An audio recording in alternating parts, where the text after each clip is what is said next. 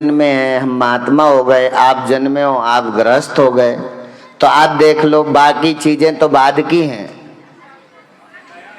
पर जैसे हम भी जन्मे थे, छोटे तो थे, जन्मे होंगे तो हम भी 2-2.5 kg के जो भी होंगे, उस समय तौल होती थी नहीं होती थी पता नहीं, पाउंड पता नहीं कितने पाउंड के थे हम, और आप भी ऐसा ही होंगे कुछ।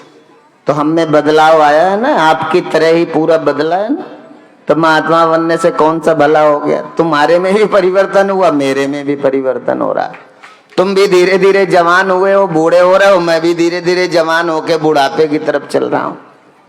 तुम भी जैसे थे वैसे ही नहीं हो, तो बराबर बदल रहे हैं। हम साधु होके हमारे में परिवर्तन हो रहा है, आप गृहस्थ होके परिवर्तन हो रहा है, तो बराबर चल रहा है ना, तो कोई अंतर तो है नहीं। तो फिर महात्मा बनने का लाभ क्या है? तो बस इतना ही लाभ है कि हम सदगुरु की शरण में आए तो इस परिवर्तन होने वाले परिवर्तन को ठीक से समझने का अवसर मिल गया, बस और कुछ नहीं। इसलिए परिवर्तन में रोना नहीं है, हम परिवर्तन में रोते हैं। बस गुरु की कृपा हो जाए तो परिवर्तन का जो स्यापा है, ये रोना है, ये मिट जाएगा, है ना। इसे को देखना, तो यही तो भगवान की बाल लीलाओं से लेकर, भगवान बाल लीलाओं में यही तो दिखाया कि भगवान ने कहा देखो मैं जन्मा, मेरे जैसा अभागा कोई इस धरती में है क्या? कई दफा लोग बहुत बुरा मानते हैं, बच्चा पैदा हो मां मर जाए ना, तो कहते हैं ये बहुत बुरा मानते हैं, अभागा मानते हैं ना उसको। बच्चा पैदा हुआ मां मर गई। भगवान कहते मेरी मां तो जिंदा है पर मुझे मां की गोद ही नहीं मिली। मैं पैदा हुआ, पैदा होके मेरा प्रारब्ध देखिए, लोगों की तो मां मर गई इसलिए उसे मां की गोद नहीं मिली, और मेरा दुर्भाग्य देखो कि मुझे जन्म देने वाली मां जीवित है पर एक दिन भी मां की गोद में नहीं रहा।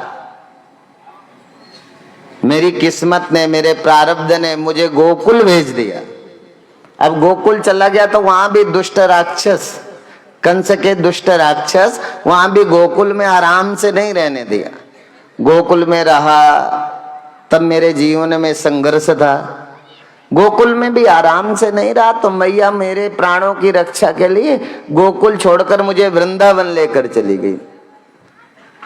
मैया यशोदा जब वृंदावन लेकर के गई तो वहां अगासुर, बकासुर, यहाँ भी दुष्ट कंस ने अपने मायावी राक्षस भेजकर मुझे मारने के अनेक कुत्सित प्रयास किए, और मैं संघर्ष करता रहा। अर्थात मुझे वृंदावन में भी आराम से नहीं रहा। तो भगवान ने मां, जिस मां के पास जन्मे उस मां से दूसरी मां ने उन्हें पाला, है ना। फिर गोकुल रहे, वृंदावन गए, सब जगह व्यक्ति बदल लिया, जगह बदल ली, सारी परिस्थितियों को तो भगवान ने दिखाया कि हम ऐसे ही दुख में कभी कभी हम भी व्यक्ति बदल लेते हैं, घर बदल लेते हैं, नौकरी बदल लेते हैं, बिजनेस बदल लेते हैं, और हम कुछ भी बदल लें। इसका मतलब बदलना कोई विवेक पूर्वक, आप कोई एक छोटे से बड़ा काम कर दो, बदलो, बदलना कोई बुरा नहीं है। पर भगवान ने कहा बदलने से यदि कोई सफलता के लिए आप बदलते जा रहे हैं, बड़ा काम करते जा रहे हैं, वो अलग है। जब आप सुखी होने के लिए व्यक्ति बदलते हो, रिश्ते बदलते हो, कई दफा अभी कल ही एक फोन आया, हमने 108 बेटियों का भी विवाह किया, तो एक दिन फोन आया, उसका शिकायत था कि ससुराल वाले बेटी को ठीक से नहीं रखते। मैंने कहा ठीक है, क्या चाहते हो? तो बोले आप हमारी मदद करो। हमने कहा आप चले जाओ हमीरपुर, और यदि आपको लगता है कि शिकायत करने से कुछ अच्छा हो जाएगा तो मैं कप्तान को बोल देता हूँ, वहां के एसएसपी को बोल देता हूँ, आपकी मदद कर देंगे, जिलाधिकारी को फोन कर देता हूँ, आप मिल लो, वो तो आपकी समस्या के समाधान के लिए जिले में बैठे हैं, तो आप जाओ। फिर कल फोन आया, रात में घूम रहा था मैं पार्क की तरफ, तो फोन आया कि अब माता पिता ने उसको अलग कर दिया है, और बेटी और दामाद को जहाँ जानवर बनते हैं उसमें रख दिया, वहां लाइट नहीं है, कोई तेल दीपक नहीं है, वो कुछ नहीं दे रहा। मैं कल तक तुम्हें दामाद भी माँ बाप की सुनता है, आज यदि वो बेटी के साथ है तो बोले नहीं कुछ करो। मैं कहा चाहते क्या हो आप? बोले वो बिटिया बड़ी दुख में है। तो मैंने कहा मैया सीता भी बहुत दुख में थी, पर सम्राट जनक ने कभी कोई पक्ष नहीं लिया। तुम क्या चाहते हो, बेटी को घर बुला के बिठाना है, उसके लिए दूसरा पति खोजना है, करोगे क्या? यदि उनका बेटा भी पति साथ ना होता तो भी थोड़ा विचार करते, यदि पति उसी जानवर वाले घर में रह रहा है तो तुम भी रहने दो। तुम्हें नहीं पता कि एक बार बेटी को घर बुलाकर दूसरे विवाह करने के बाद वो जो सेल्फ रिस्पेक्ट मिलनी चाहिए वो दोबारा में फिर, और फिर बेटी दोबारा कहीं भी चली जाए। तो मैंने कहा, उसे समझाया तो बाद में कहता है हाँ ठीक है महाराज जी अब समझ आ गया। तो मैंने कहा थोड़ा धैर्य रखो, जब किसी तरह से नहीं बनेगा तो हमारी संतान है, आपने जन्म दिया है, तो जो उसके लिए कर सकते हैं, आपके पास सामर्थ्य है, आप करो, हम सहयोग करेंगे, पर थोड़ा समय तो दो, वक्त तो दो सेट होने के लिए। हाँ, आपकी बेटी को अकेले निकाला होता तो विचार करते। तो ऐसे ही हम लोगों को भी विचार करना है, हम तुरंत रिएक्ट ना होकर के। तो भगवान ने यही तो दिखाया कि मैं सब जगह गया पर मेरे हिस्से का दुख मेरा पीछा कर रहा था, है ना। कर्मानुगो गच्छति जीव एकः, हमारा किया गया अच्छा और बुरा कर्म कर्मानुगो अनुगह।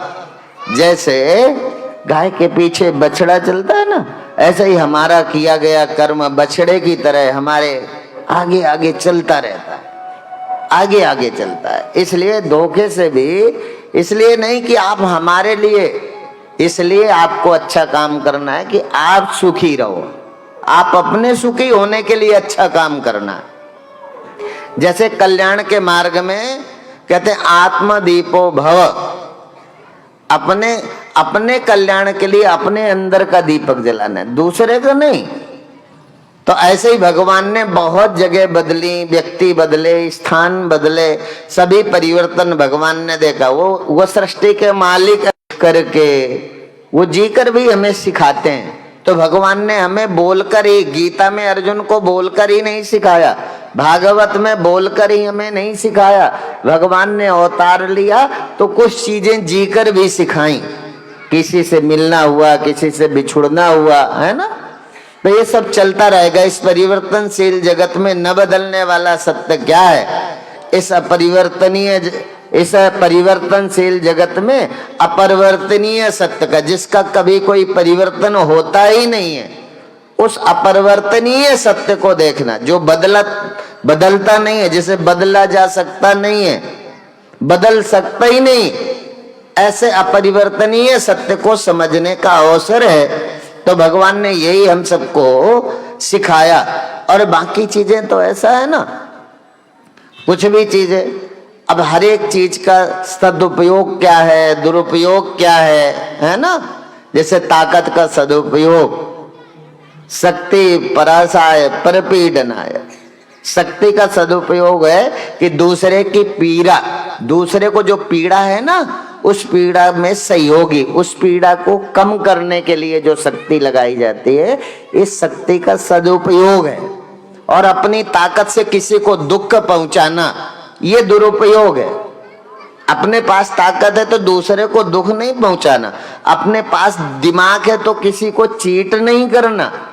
दिमाग है तो इसलिए नहीं कि हम दूसरे को ठगने के लिए, ये अलग विषय है। इसलिए न्यायार्जितस्य द्रव्यस्य बोधव्यो द्वावतिक्रमौ अपात्रे प्रतिपत्तिश्च पात्रे च प्रतिपादनम, अर्थात न्यायार्जितस्य द्रव्यस्य, भगवान ने कहीं नहीं रोका। वो कहते हैं धर्म पूर्वक, न्याय पूर्वक जितना धन कमा सकते हो तुम कमाओ। धन को तो कहीं भगवान ने नहीं रोका, पर द्रव्यस्य बोधव्यो दावतिक्रमौ, पर अन्याय से नहीं, धर्म पूर्वक जितना धन कमा सकते हो कमाओ। पर इस धन का दो ही, एक तो सदुपयोग है धन का, दूसरा है दुरुपयोग। तो कहते हैं दूसरा, तो कहते हैं मेहनत के द्वारा कमाया गया धन जो न्याय पूर्वक हमने कमाया है, उसका एक तो कुपात्र को दान देना, कुपात्र को, जो दान का पात्र ही नहीं है, जो दान ग्रहण करने के योग्य ही नहीं है, जो आपके दान, आपका दान न राष्ट्र के काम आ रहा है, न गरीब के काम आ रहा है, न गाय के काम आ रहा है, न शिक्षित को शिक्षा देने के काम आ रहा है। केवल आपके धन से मैं अपना स्वयं का पोषण करता हूँ, स्वयं की विलासता के संसाधन इकट्ठा करता हूँ। ऐसे व्यक्ति को दान देना कुपात्र को देना कहा गया। या हमारे दान से ही हम नशा करते हैं, ये कुपात्र को देना हुआ। दान माने दान का एक, और दूसरा है कि जरूरत पड़ने पर भी सुपात्र को दान न देना। जरूरत पड़ने पर, जरूरत है उसे अपनी बेटी की शादी करना है, छोटे लोगों की बहुत बड़ी डिमांड नहीं, तो जो गरीब है, गरीब तुमसे लाखों में कुछ नहीं चाहते, उन्हें तो हजारों में दे दो और खुश हो जाएंगे। 10,000 दे दिया, 5,000 दे दिया, शादी कर दी, वो जीवन भर गुणगान गाते हैं। उन्हें लाखों की गिनती नहीं आती। लाखों की गिनती वाले तो बहुत थोड़े लोग हैं भारत में, नहीं हजारों में लोग खुश हो जाते हैं। क्या है, थोड़ा सा सहयोग करते हैं और हमें लोग थोड़ा सा सहयोग, महात्मा है ना, थोड़ा सा संस्था है, थोड़ा सा सहयोग करते हैं, लोग माता पिता से भी ज्यादा हमें प्यार करने लगते हैं, प्रणाम करते हैं, श्रद्धा रखते हैं, सम्मान देते हैं। पर थोड़ा सा, किसी को 1 साल की फीस दे दी, किसी की शादी में 10-25 हजार रुपए लगा दिया, किसी बच्चे को कहा कि चलो इसका एजुकेशन हम करवा देते हैं, थोड़ा थोड़ा कर दिया, वो सारे परिवार, अरे ये तो भगवान है, अब वो हमें भगवान की तरह मान रहे हैं हजारों में। और किसी बड़े आदमी को लाखों में भी सहयोग करते तो कुछ नहीं। तो थोड़ा सा, इसलिए समय आने पर सुपात्र को दान न देना, जरूरत पर। और ऐसे ही सुपात्र है, किसी की सहायता करना, किसी का सहयोग करना, भगवान के गुणानुवाद के प्रचार प्रसार में अपना थोड़ा सा धन समर्पित करना। जैसे ये कथा है, अब एक आदमी कथा देता तो मुश्किल था, एक आदमी यदि कथा सुनता भी तो 1 साल कथा कोई यजमान बनता और कथा 1 साल सुनने के बाद बंद कर देता। एक बार परीक्षित बनता, 5-7 लाख रुपए, 8 लाख रुपए जो भी खर्च आता, 10 लाख आता, वो अपनी जेब से एक बार अपने जीवन की कमाई से परीक्षित बनता, एक बार के बाद खत्म। पर ये एक समिति बनी और समिति के साथ अब सब लोग अच्छे भाव से लगे तो आपका 100-100, 500-500 रुपए भी प्रतिवर्ष कथा कराने के लिए संकल्पित है। प्रतिवर्ष कथा हो रही है 6 वर्ष से लगातार। और हिस्से में खर्च किसका है? किसी के हिस्से में 500, किसी के हिस्से में 200, किसी के हिस्से में 11,000। ज्यादा किसी को एक साथ तो मेहनत पड़ी नहीं, थोड़ा थोड़ा हमने, जैसे गिरिराज तो भगवान ने उठाया पर गोवर्धन में लपटे सबने लगा दी, ऐसे सभी भक्तों ने थोड़ा थोड़ा। और कई भगत है बेचारे जो दे नहीं सकते पर भगवान से प्रेम करते हैं, उन्हें अपने लिए भी नहीं है। असल में जिनके पास कम है ना, वो उनमें देने का भाव बहुत अच्छा होता है। पर अब चूंकि उनके पास अपना ही नहीं है, वो दे ही नहीं सकते, तो भी ऐसे लोगों को भी पुण्य होता है, ऐसा हमने सुना और पढ़ा है।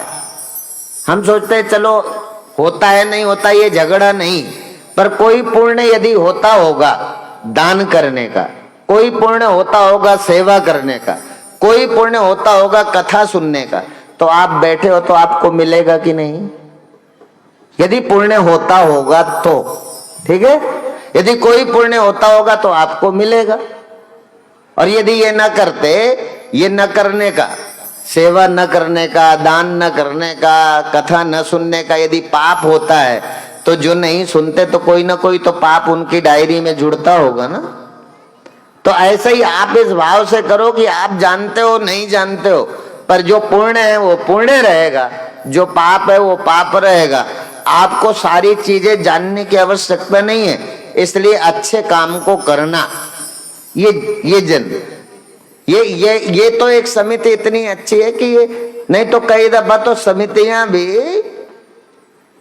केवल कथाईकार का दोष नहीं है, समितियां भी बनती हैं, वो कथा कराते हैं, लंबा चौड़ा एक अमाउंट इकट्ठा कर दें, अमाउंट के लिए मतलब कथा कराई।